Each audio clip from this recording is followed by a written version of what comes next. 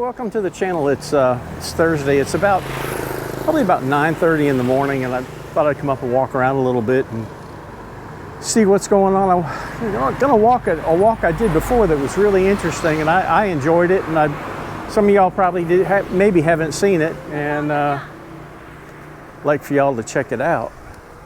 We are at right there, the noodle shop right on the corner. And then you can look this way as well. We are right over by the river. But anyway, I want to thank everybody that subscribed to the channel, left comments, and talked to me. I really appreciate that. We're almost at 10,000 subscribers, and I think we got about 300 to go.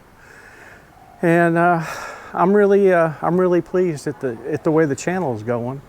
Now this Saturday night at 8 p.m. Bangkok time, we'll have another live stream, and I'm sure probably Greenie and Charlie will probably stop in, and we're going to talk about the things that we did prior to moving to Thailand to retire that, you know, will make it a little bit easier on you. And y'all can ask any kind of questions you want, and we'll try to answer it. And we generally stay on for an hour until everybody stops asking questions, and you know, it's kind of fun. So stop in if you have time. But anyway, I'll turn the camera around, show you where we're at. This is really a cool walk, and we'll keep walking, and there's a bridge that goes over the river, and if it's not flooded out, we'll walk down that bridge. There's an ice cream shop right here. I don't know if they're still open or not. Oh. Let this truck get by me. This is really a cool area. There's some neat artwork right there. See if you can see it. Pretty cool. Banha.com, huh? Bed and breakfast. But today I'm going to tell you about a girl that, her name's Ann, and Ann was about in her early 30s, and she had been married and had 2 kids, and her husband left her to take care of the 2 kids, which is not uncommon. And she ended up leaving the 2 kids with her mother, and went down to Phuket to work, and she got a job in a bar down there. And this particular bar that she worked at, they had rooms for the girls to live in right above the bar. And on this particular morning, apparently she didn't have an overnight customer the night before, and her and other girls, that, you know, they woke up in the morning and came downstairs and opened up the place and had their breakfast. And it's probably about 9:30 in the morning, and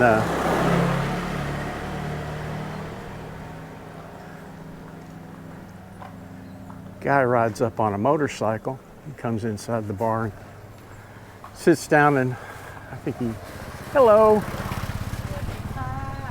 Think we'll get a storm? Yeah, I think so too. But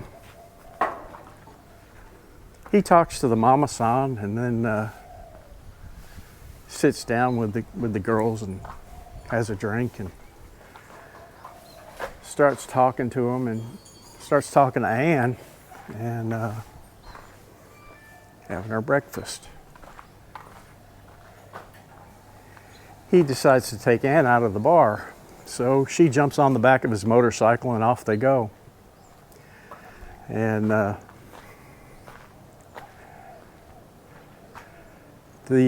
next day, Ann doesn't show back up for work,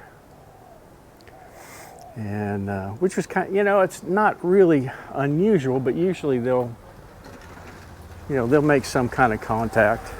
And but nobody had heard a word from Ann. Another good day goes by, and still no word from Ann.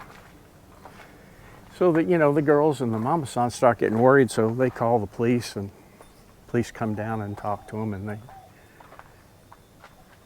you know, say that the last time they saw her, she had gotten on the back of a foreigner's motorcycle and had taken off. And they didn't know who the guy was. They just described him as a foreigner about in his maybe late 30s, early 40s, and bright blue eyes and kind of longish type hair. So, you know, they just, again, the cops really weren't worried at that. Hey, buddy, how are you doing? You are so cute and sitting there so quiet. Huh. Yeah, you're having a good day. But anyway, they, now I think where I want to go is down in here. I don't think that takes me where I wanted to go. But I think what we'll do is we'll go down here and we'll walk across the bridge and then come back this way, then walk that way. Well, anyway, another couple days go by, and somebody finds a suitcase,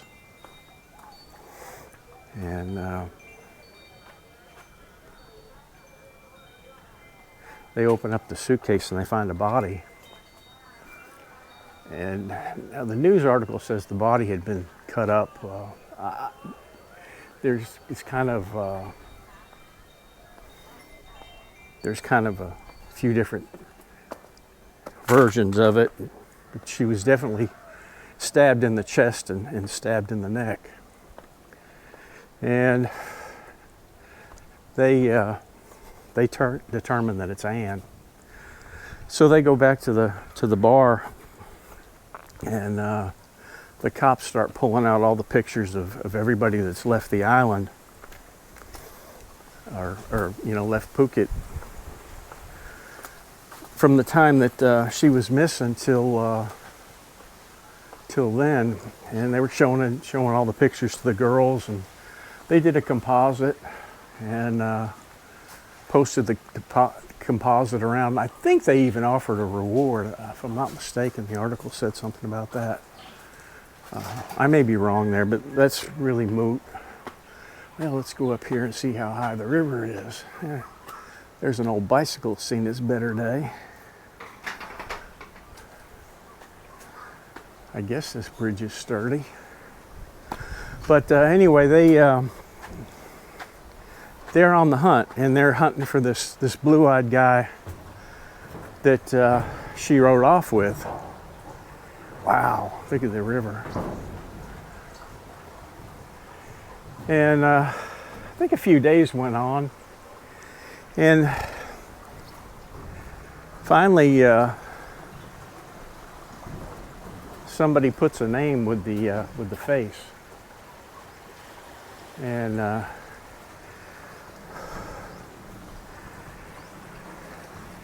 they start hunting this guy, and they locate him, and they bring him in, and naturally he confesses, and he basically says that he did it. It was an accident. He didn't mean to do it, and he was sorry, and basically said that he had kind of gone berserk. And the background of the guy was he was an ex naval officer, and he had gone to the UK. He was a poker player. They called him Mad Yank, and they called him that because he was kind of outrageous when he was playing poker, and he got that nickname of being Mad Max, or Mad Yank. I'm sorry, I'm thinking of the movie. Wow, look at the water, it's so high.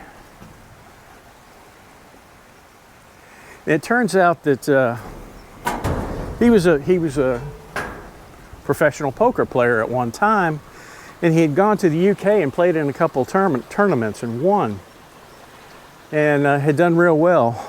And apparently after a while, while he's in the UK, he meets a Thai lady and has a relationship with her.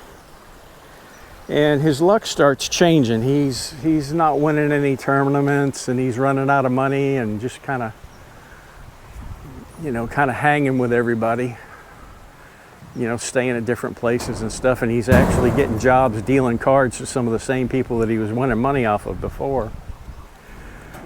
Well, the girl takes off and goes to Phuket.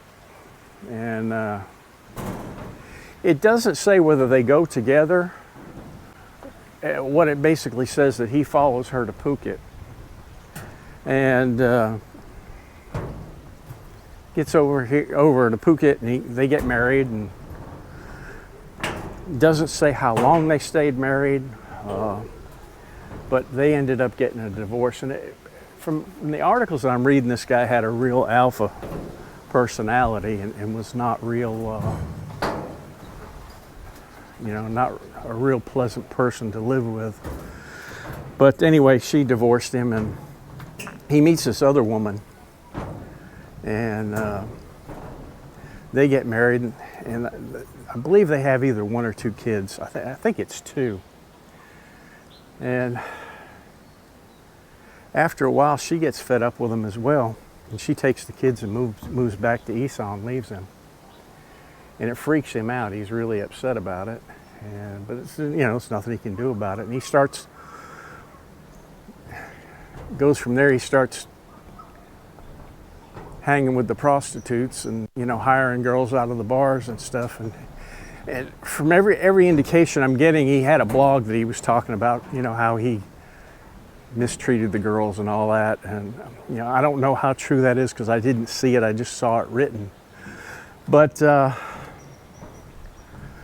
you know, she ended up being one of the girls, and it was the last night that she was ever seen. They arrested him and charged him, and he confessed. And they don't say a reason. They don't give a reason why he did it. And I'm not sure if he gave a reason or they're just withholding the reason. It was really kind of a strange situation.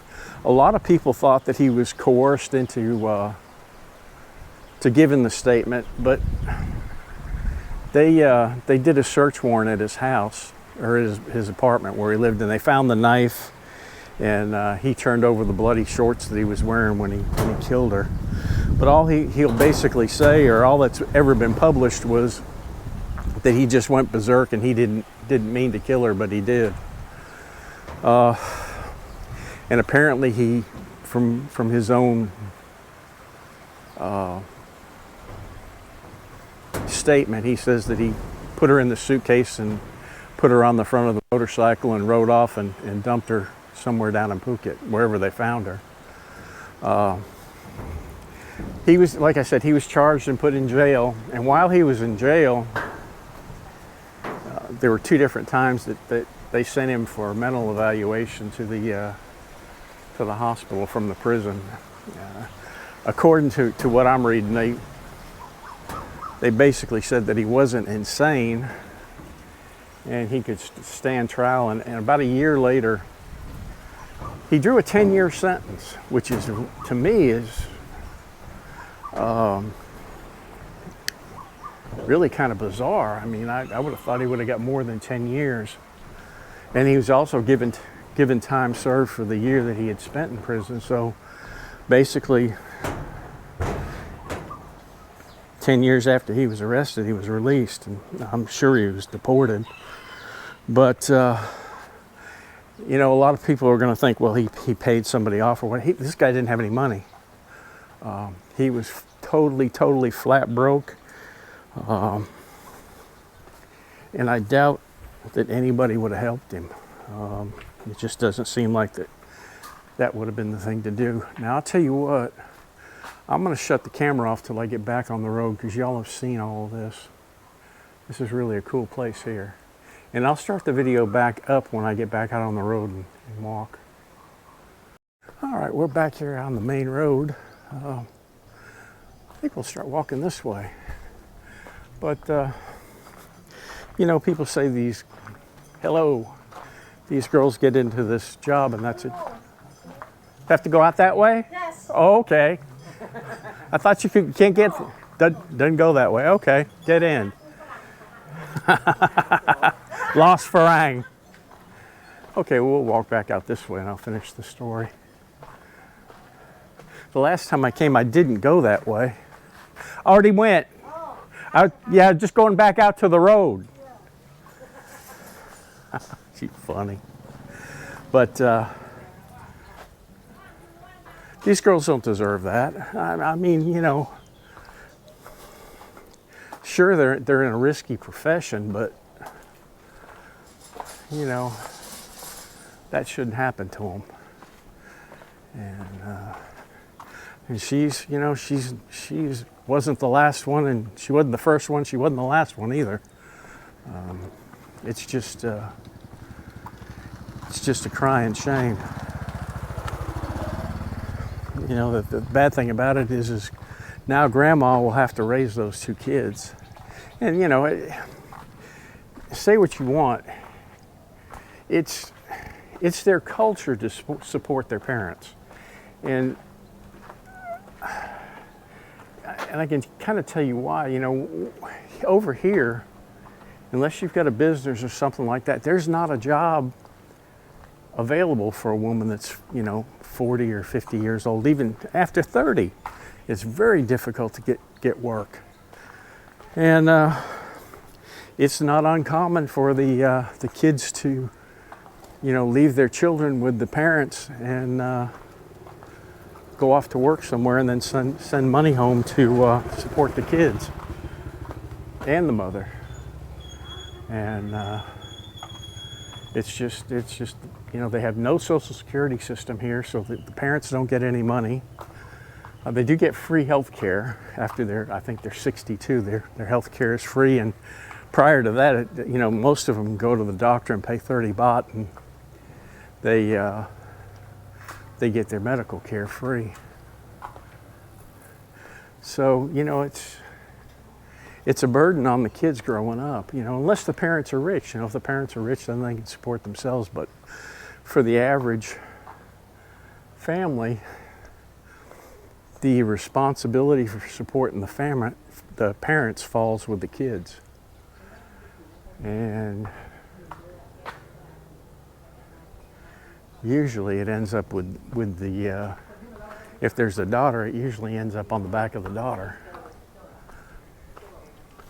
which was the case here.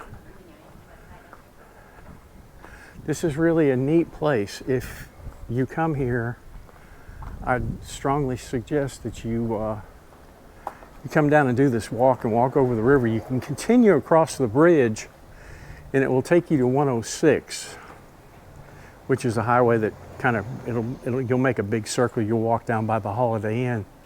Now, somebody told me there's a pathway that you can take before you get there that will take you right to the Holiday Inn. I haven't walked that and I haven't seen it, so I haven't gone that way. We'll walk back out here to the road. Pretty colors on that. And I'm pretty sure that hotel right there is the Astra. I may be wrong. A nice little noodle shop here too, and lots of people out here selling food. Well, for you, those of you who haven't been down here, I'll walk down this way a little bit. And noodle shop, looks like they sell chicken or duck. I can't tell which one it is. We'll walk down this way a little bit. But that's my story for today. And you know, it's sad that well, number one, it's sad that people have to resort to that type of work to make a living. I mean, it's the oldest profession in existence, but you know, it would be better if they didn't have to. Yeah. But nobody needs to end up dead.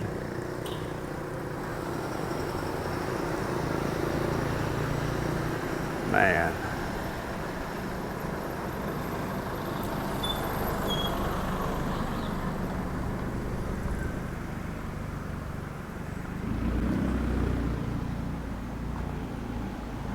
Let's see where we're at here. Oh, we'll come right out on Chan Klan Road. Premium Bakery. Orange cake, chocolate cake, cheesecake, brownie. Never tried anything from there. Chem lab there, you get all your blood tests done there if you want to.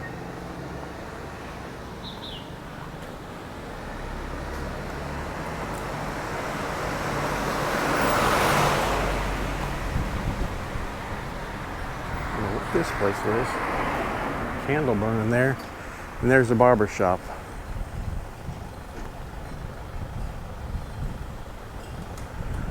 Well, folks, I'm going to close this video out now and go back to the car. I'm amazed that I was able to do it and not get wet. We've got a typhoon coming this way, or the remnants of it.